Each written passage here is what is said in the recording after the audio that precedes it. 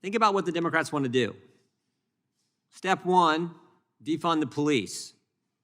Democrats here in Congress and Democrat mayors around the country demonizing, demoralizing our law enforcement officers, and actually defunding police to the tune of over $1 billion last year in all our major cities. And what's the result of that? Crime is up in every major city. Step two, release violent offenders from our prisons.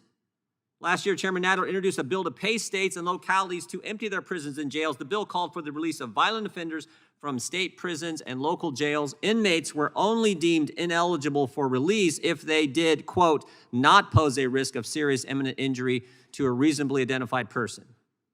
In other words, it was okay to release inmates as long as they didn't pose an immediate risk to a specific individual. And now step three. Now the third part. Take away guns from law-abiding Americans so they can't defend themselves.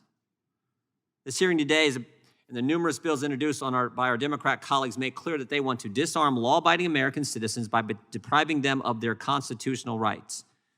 And none of these bills would have actually prevented any recent mass shooting. The chairman of the full committee just said in California, I think he said 21 cases where they had extreme protection orders where they took someone's firearms from them.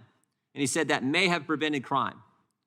May have, we don't know, but what we do know is 21 citizens were denied their Second Amendment liberties by a proceeding where they couldn't even attend, because that's what these red flag laws, these extreme protection orders do.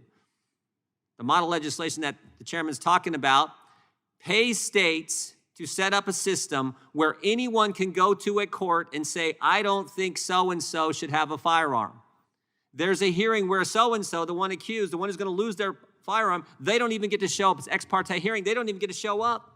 Then they take their firearm, and then they have to, they have to go to court to get their right back, even though there was no proceeding where they could attend in the first place. And the standard for all this is lower, a lower standard, reasonable standard. This is a dangerous path they want to go down. So I look forward to hearing from our witnesses, particularly the Republican witness. I am nervous about all the legislation being talked about on the other side. I hope we understand that the Second Amendment is right next to the First because it's pretty darn important. Madam Chair, I yield back.